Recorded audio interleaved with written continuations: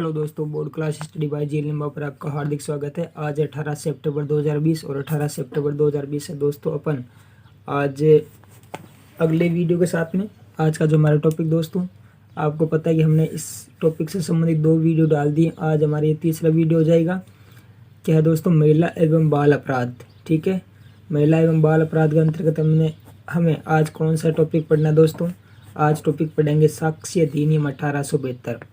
कौन सा टॉपिक है? साक्ष्य अधिनियम 1872।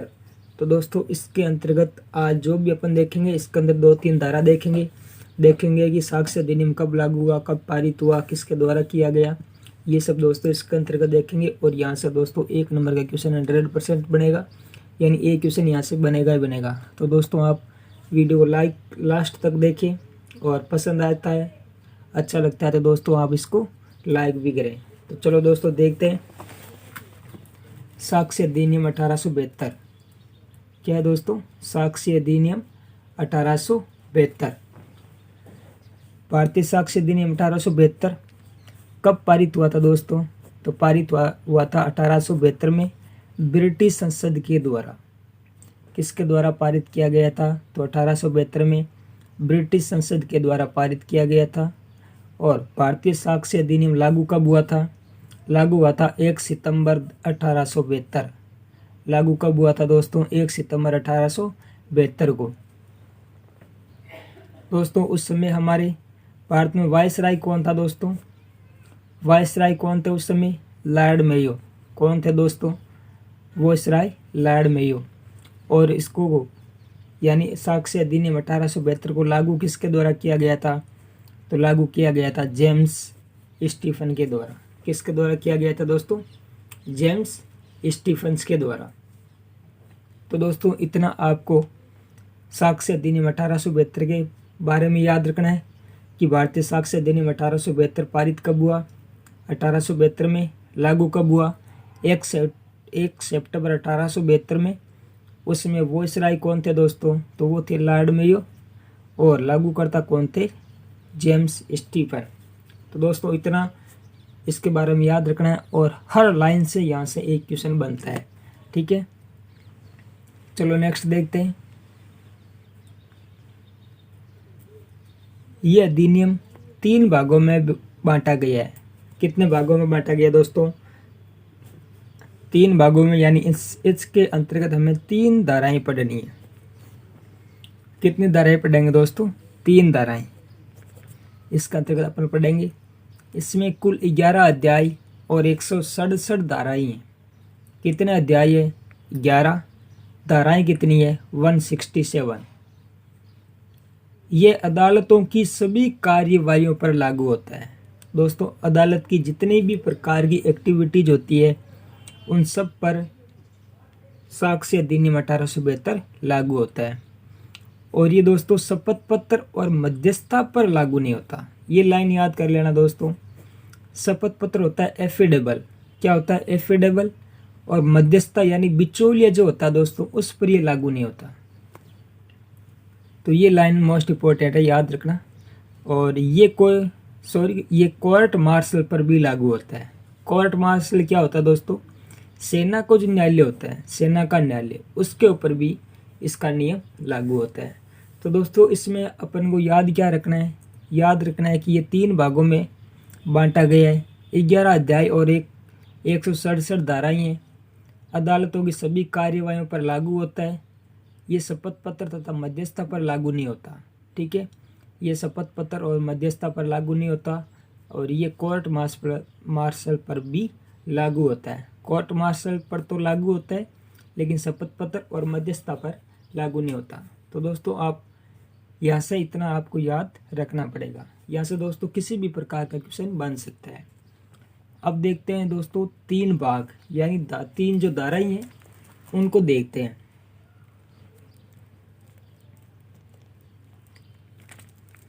पहले दोस्तों आईपीसी धारा 53A। क्या है? आईपीसी धारा 53A। तो ये क्या कहती है? भारतीय दंड संहिता यानी आईपीसी की धारा 354 ABCD। दोस्तों मैंने आपको बताया था कि ABCD इसके अंतर्गत कौन कौन सी धाराएं आती है? तो दोस्तों ये जितनी भी धाराएं हैं ये आपको जो मैंने वीडियो डाले हैं दोस्तों वो ज़रूर देखना, आपको उसके अंदर इस धारा का वर्णन मिलेगा। और ये दोस्तों धाराएं बहुत ही मोस्ट इम्पोर्टेंट धारा है। तथा दंड प्रक्रिया संहिता CRPC की धारा 376, CRPC की धारा 376 A, B, C, DA, DB और E के तहत किए गए किसी अपराध में आरोपी ये कहकर बच नहीं सकता कि उक्त महिला पूर्व लैंगिक अनुभव से सुसंगत है। दोस्तों धारा 53A क्या कहती है कि भारतीय दंड संहिता IPC धारा 354 में अगर वो व्यक्ति किसी भी मुजरम में गिरफ्तार है, जैसे धारा ये लगी हुई है इन उसके ऊपर ABCD, और दंड प्रक्रिया संहिता CRPC धारा ABBCDA इस धारा के तहत दोस्तों वो जो मुजरिम होता है वो ये कहकर नहीं बच सकता कि जो भी महिला है जिसके साथ उसने संबंध बनाया था वो पहले से किसी के साथ में यौन संबंधित थी। ये भाषा वो कोर्ट में नहीं बोल सकता, क्योंकि कोर्ट क्या करता है, इन धारा के तहत उसको अपराधी ही मानता है। तो दोस्तों ये है धारा IPC धारा 53A। दोस्तों इसको याद रखना है, 53A मोस्ट इम्पोर्टेंट धारा है। यहाँ से 3 धाराएं हैं दोस्तों, हर धारा मोस्ट इम्पोर्टेंट क्वेश्चन है और एग्जाम में पूछे जाने के चांस है।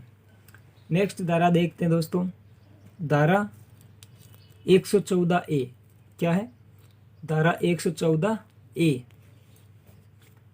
IPC धारा 354 वही ABCD और CRPC धारा ABCD ABDA BD, यानी ये धारा 376 यानी CRPC धारा 376 के तहत अभियुक्त द्वारा मिथुन किया जाना साबित होता है। ये धारा क्या बोलती है? 114A धारा में क्या बोलती है कि इसके तहत जो अभियुक्त होता है वो मिथुन किया जाना साबित होता है। और प्रश्न ये है कि स्त्री द्वारा ये बयान दिया जाता है कि बलात्कार उसकी सहमति के बिना हुआ है, तो न्यायालय ये उपधारणा करेगा कि उसने सहमति नहीं दी थी। दोस्तों अगर महिला ने ये कोर्ट में बोल दिया कि बलात्कार है जो उसकी सहमति के बिना हुआ है, तो कोर्ट जो है यही मानेगा कि उस महिला ने उसके साथ यौन संबंध बनाने की अनुमति नहीं दी थी, और जो भी आरोपी होगा उसको आरोपी ही मानेगा।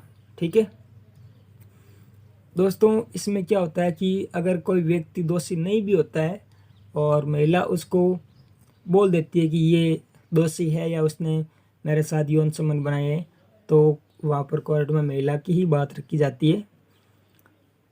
तो ये याद रखना, धारा 114A में क्या कहा जाता है कि IPC धारा 354 और CRPC धारा 376 के तहत अभियुक्त द्वारा मिथुन किया जाना साबित होता है।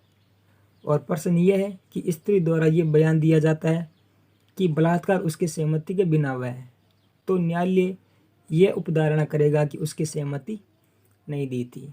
ये धारा दोस्तों 114A है, आपको इसके बारे में इतना ध्यान रखना है। ठीक है, नेक्स्ट धारा देखते हैं दोस्तों, धारा 114B क्या है? धारा 114B इसमें क्या कहा जाता है? भारतीय दंड संहिता की धारा 354 और धारा 509। इसमें दोस्तों धारा 509 है, याद रखना। धारा 509 क्या है? किसी के लज्जा भंग से संबंधित है। ठीक है, धारा 509 के अंतर्गत किसी व्यक्ति के आपराधिक कारित किया गया है और पीड़िता न्यायालय के समक्ष ये कथन कहती है कि उसका यौन उत्पीड़न हुआ या उसकी निष्ठा में हस्तक्षेप किया गया या वह किसी साधनों द्वारा यौन उत्पीड़ित की गई, तो न्यायालय क्या करेगा? वहाँ न्यायालय साबित नहीं हो जाए कि उक्त व्यक्ति ने ऐसा किया है, तब तक उसे अपराधी ही मानेगा। यानी धारा 114B क्या कहना चाहती है कि भारतीय दंड संहिता की धारा 354 और 509 के अनुसार अगर किसी व्यक्ति की अपराधी कारित हो जाए, यानी कोई व्यक्ति अपराधी साबित हो जाता है और पीड़िता जो होती है वो न्यायालय के समक्ष ये बयान दे देती है कि उसका यौन उत्पीड़न हुआ है, या तो उसका यौन उत्पीड़न हुआ है या उसकी निष्ठा में हस्तक्षेप किया गया है, यानी उसकी इज्जत पर हाथ डाला गया है, उसकी निष्ठा में हस्तक्षेप किया गया है, या वे किसी साधनों द्वारा यौन उत्पीड़ित की गई है, या वे किसी साधनों द्वारा यौन उत्पीड़ित की गई है, तो न्यायालय तो यही मानेगा कि उक्त व्यक्ति ने ऐसा किया है, तब तक उसे अपराधी मानेगा। यानी वे न्यायालय साबित नहीं हो जाए कि उस उक्त व्यक्ति ने ऐसा नहीं किया, तब तक उसको अपराधी मानेगा। यानी अगर आप किसी के साथ नहीं भी करते हो और महिला ने झूठा केस लगा दिया, तो आप जब तक आप न्यायालय में सबूत के आधार पर ये नहीं बोल दो, या ये उसको मतलब सबूत नहीं दे दो कि हमने ये यौन संबंध नहीं बनाए, उसका सबूत अगर आपने जब तक नहीं दिया, तब तक आपको क्या करेगा, जो न्यायालय है वो दोषी ही मानेगा। ठीक है, तो दोस्तों ये है धारा 114B। तो दोस्तों यहाँ से हमने 3 धारा देखी। पहले देखा हमने साक्ष्य अधिनियम 1872 कब लागू हुआ, पारित हुआ, वायसराय लागू करता, और आपको पता है कितने इसको भागों में बांटा। 11 अध्याय 167 धाराएं अदालतों की सभी कार्यवाही पर लागू होता है, ये शपथ पत्र और मध्यस्थता पर लागू नहीं होता। ये चीज़ मोस्ट है दोस्तों, याद रखना। ये कोर्ट मार्शल पर भी लागू होता है। इसमें अपने क्या देखा, 3 धाराएं देखी। IPC धारा 53A, धारा 114A, ठीक है, और धारा 114B। ये दोस्तों हमने क्या किया, 3 धाराएं देखी। और दोस्तों यहाँ तीनों धारा से एक क्वेश्चन जरूर बनेगा दोस्तों, 1 नंबर या 2 नंबर का। तो दोस्तों अगर आपको 2 नंबर यहाँ से लेने हैं तो इस वीडियो को आप लास्ट तक पूरा देखें, और अगर आपको लंबे टाइम तक याद रखना है तो इसको आप नोट्स भी बना सकते हैं। और दोस्तों मिलते हैं कल एक नई वीडियो के साथ में, तब तक के लिए धन्यवाद। जय हिंद, जय भारत। और दोस्तों आप हमारे चैनल को लाइक कर दें, शेयर कर दें, सब्सक्राइब कर दें, और अपने दोस्तों को भी इसके बारे में बताएं।